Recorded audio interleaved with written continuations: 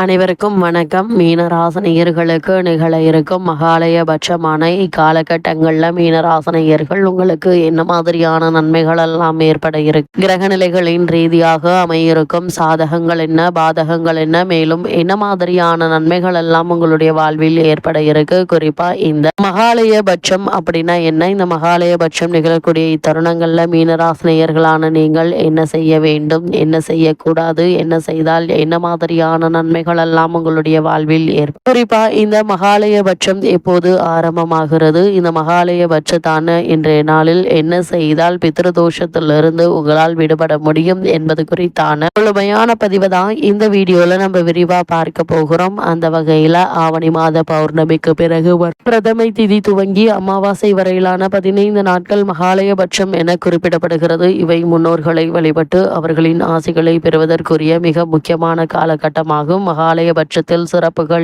என்ன, இந்த காலகட்டத்தில் என்ன செய்தால் பித்ருதோஷத்திலிருந்து விடுபட முடியும் என்பதை தெரிந்து கொள்ளலாம். அந்த வகையில் மகாலயபட்சம் என்பது முன்னோர்களை வழிபடுவதற்குரிய மிக முக்கியமான காலகட்டமாகும். பட்சம் என்றால் 15 நாட்கள் கொண்ட ஒரு கால அளவு ஆகும். அதாவது பிரதமை திதி துவங்கி அமாவாசை வரையிலான 15 நாட்களை குறிப்பதாகும். பட்சம் சொல்லுக்கு கூட்டமாக வருதல் அல்லது ஒன்று சேர்ந்து வருதல் என்று பொருளுண்டு. அதாவது இந்த காலகட்டத்தில் தான் பித்ருலோகத்தில் இருக்கும் நம்முடைய முன்னோர்கள் பித்ருலோகத்திலிருந்து பூமிக்கு வருவதாக ஐதீகம். அந்த வகை மகாலயபட்சத்தின் 15 நாட்களும் முன்னோர்களுக்கு திதி தர்ப்பணம் சிரார்த்தம் செய்து வழிபடுவதற்கும் முன்னோரின் பெயரால் தானம் செய்து வழிபடுவதற்கும் ஏற்ற சிறப்பான காலமாக நம்பப்படுகிறது. வழக்கமாக அமாவாசைகளில் நாம் யாருடைய பெயரை சொல்லி தர்ப்பணம் கொடுக்கிறோமோ அது அவர்களை மட்டுமே போய் சேரும். ஆனால் மகாலயபட்சத்தில் நாம் அளிக்கும் தர்ப்பணம் நம்முடைய முன்னோர்கள் அனைவரையும் சென்று சேரும் என சொல்லப்படுகிறது. அதே போல் இக்காலகட்டத்தில் அளிக்கப்படும் தானங்களை நம்முடைய முன்னோர்களை நேரடியாக வந்து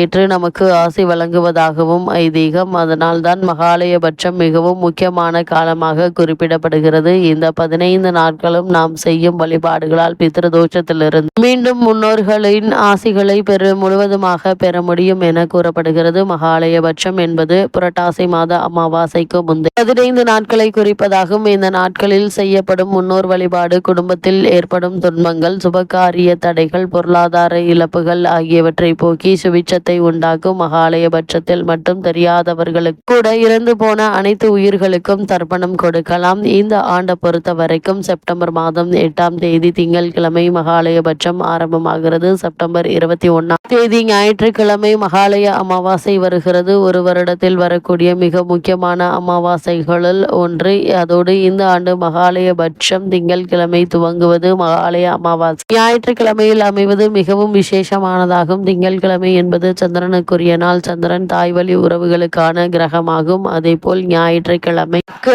அதிபதி சூரியன் தந்தை வழி உறவுகளுக்கு காரணமான கிரகம் ஆவார். அதனால் இந்த ஆண்டு மகாலயபட்சத்தில் விரதம் இருந்து முன்னோர்களை வழிபடுவதும் முன்னோர்களுக்குரிய தர்ப்பணம் போன்றவற்றை கொடுப்பதும் தாய் மற்றும் தந்தை வழி முன்னோர்களால் செய்யப்படும் சாபங்கள், தோஷங்கள் ஆகியவற்றை நீக்க வேண்டும். மகாலயபட்சம் காலத்தில் பசுமாட்டிற்கு அகத்திக்கீரை கொடுப்பது, நாய்கள், காகங்கள் ஆகியவற்றிற்கு உணவளிப்பது எண்ணற்ற நன்மைகளை ஏற்படுத்தும். குறிப்பாக ஏழைகளுக்கு, வயதில் முதியவர்களுக்கு உணவளித்து பராமரிப்பது, அவர்களுக்கு தேவையான உதவிகளை செய்வது மிகவும் மிக மிக பெரிய புண்ணியத்தை சேர்க்குங்க. மகாலயபட்சத்தின் 15 நாட்களுமே முன்னோர்களுக்கு தர்ப்பணம் அளிக்கலாம். ஒரு வருடத்தில் கொடுக்க வேண்டிய 96 தர்ப்பணங்களில் மகாலயபட்சத்தின் 15 நாட்களும் கொடுக்கும் தர்ப்பணம் அடங்கும். தை மற்றும் ஆடி மாத அமாவாசைகளை போல் புரட்டாசி மாதத்தில் வரும் மகாலய அமாவாசையிலும் அதற்கு முந்தைய 15 நாட்களும் முன்னோர்களுக்காக வீட்டில் தினமும் விளக்கேற்றி வைத்து வழிபடுவது நல்லது. குறிப்பாக தெய்வங்களை வழிபடுவது போலவே குறிப்பிட்ட காலத்தில் முன்னோர்கள் வழிபாடு,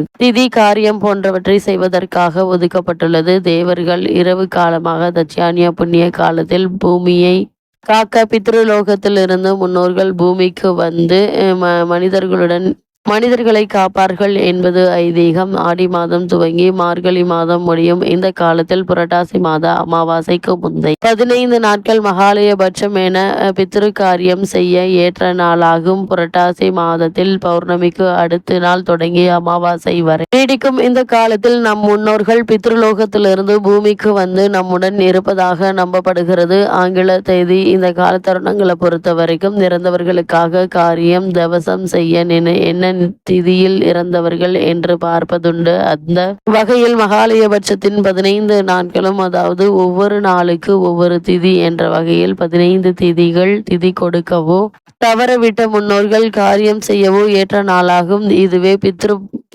பித்ருபட்சம் அல்லது மகாலயபட்சம் என அழைக்கப்படுகிறது. பித்ருக்களுக்கு ஏன் நாம் எப்போது திதி கொடுக்க வேண்டும் என்று பார்க்கும்போது, இந்த நாட்களில் திதி கொடுப்பதன் மூலமாக இறந்தவர்களின் ஆன்மா சாந்தி அடையும் என்பது நம்பிக்கை. அது மட்டுமில்லாமல் உங்களுடைய குடும்பத்தில் இறந்தவர்களுக்கு சரியாக திதி கொடுக்க முடியாமல் அல்லது தவறவிட்டிருந்தால் பித்ருதோஷம் ஏற்படலாம். மகாலயபட்ச நாட்களில் திதி கொடுப்பதன் மூலம் இந்த தோஷத்திலிருந்து விடுபடலாம். அது மட்டுமில்லாமல் பண்டைய கால வழக்கப்படி சிவபெருமான், ஸ்ரீராமர், ஸ்ரீ கிருஷ்ணர் போன்றோருக்கும் மகாலய நாட்களில் பித்ரு வழிபாடு செய்ததாக கூறப்படுகிறது. மகாலயபட்ச நாட்களில் நீங்கள் என்ன செய்ய வேண்டும் என்று பார்க்கும்போது, இந்த 15 நாட்களும் முன்னோர்களின் ஆன்மா சாந்தி அடையும், பித்ரு தோஷம் நீங்கவும் பல்வேறு செயல்களை செய்யலாம் என கூறப்படுகிறது. அந்த வகையில் இந்த நாட்களில் குடும்பத்தில் இருந்தவர்கள் திதி வரும் இந்த நாள் அல்லது ஏதேனும் ஒரு நாளில் அவர்களுக்கு தர்ப்பணம் செய்ய வேண்டும். பிண்டம் வைத்து எள்ளும் நீரும் இறைத்து தர்ப்பணம் செய்யலாம். நீர்நிலைகள், ஆற்றங்கரைகள், தனது கடற்கரையில் திதி கொடுப்பது மிகவும் சிறப்பானதாக கருதப்படுகிறது. அது மட்டும் இல்லாமல் மகாலயபட்ச நாட்களில் தானம் செய்வது மிகவும் அவசியம் என்பதை கூறப்படுகிறதுங்க. குறிப்பாக பசுக்களுக்கு உணவளிப்பது அல்லது நன்கொடை அளிப்பது பித்ரு கடன்களை தீர்க்கும் என நம்பப்படுகிறது. இத்தருணங்களை பொறுத்த வரைக்கும் மகாலயபட்ச நாட்களில் தானம் செய்வது மிகவும் புண்ணியமானதாக கூறப்படுகிறதுங்க. குறிப்பாக பசுக்களுக்கு உணவளிப்பது அல்லது நன்கொடை அளிப்பது பித்ரு கடன்களை தீர்க்கும் என்று நம்பப்படுகிறது. கால்நடைகளுக்கு உணவளிப்பது இந்த நாட்களில் செய்ய வேண்டிய ஒரு முக்கிய காரியமாகும். இந்த மகாலயபட்சமான இத்தருணங்கள்ல மீனராசினியர்களான நீங்கள் தவிர்க்க வேண்டியவை என்ன என்று பார்க்கும்போது, மகாலயபட்ச காலத்தில் வீண் பேச்சுக்கள், தேவையற்ற சண்டைகள் மற்றும் முடி வெட்டுதல் போன்ற செயல்களை தவிர்க்க வேண்டுங்க. மேலும் நீர்நிலைகள், காய்கறிகள், குறிப்பாக பாகற்காய் மற்றும் சாதம் ஆகியவற்றை உண்ணக்கூடாது. தூய்மையை கடைபிடிப்பது, சைவ உணவுகளை கொண்டு இறை வழிபாட்டில் ஈடுபடுவது நல்லது. இது முன்னோர்களின் அருளை பெற்றுத்தரும். அதே போல தேவையற்ற பேச்சுக்கள் மற்றும் வீண் சண்டைகளை தவிர்க்க உதவுங்க. மகாலயபட்ச காலத்தில் முடி வெட்டுவது தவிர்க்க வேண்டும். நீர்நிலைகளில் காய்கறிகளை உண்ணக்கூடாது. பாகற்காயை தவிர்ப்பது அவசியம். அதே போல் தவறுதலாக கூட சாதத்தை சாப்பிடக்கூடாது. இந்த காலகட்டங்களில் மீனராசினியர்களான நீங்கள் செய்ய வேண்டியவை என்ன என்று பார்க்கும்போது, மகாலயபட்ச காலத்தில் வீட்டினை சுத்தமாக வைத்திருக்க வேண்டும். அது மட்டும் இல்லாமல் தினமும் இந்த நாட்களில் தினமும் குளித்து நம்முடைய தூய்மைகளை பேண வேண்டும். அதே போல் சைவ உணவுகளை மட்டுமே உட்கொள்ள வேண்டும். தினமும்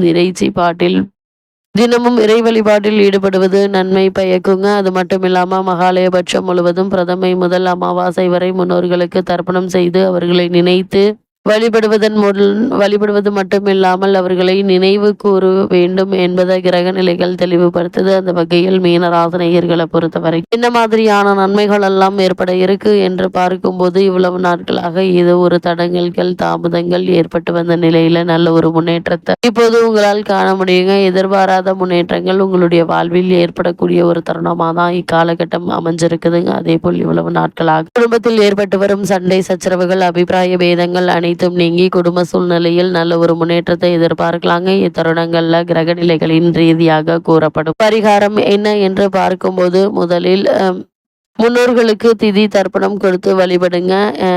பிறகு ஏழை ஒருவருக்கு உங்களால் முடிந்த உணவை தாருங்கள். எண்ணற்ற நன்மைகள் உங்களுடைய வாழ்வில் ஏற்படும் என்பதை கிரகங்களுடைய சஞ்சார நிலைகள் தெளிவாகவும் உறுதியாகவும் எடுத்துக்காட்டுது.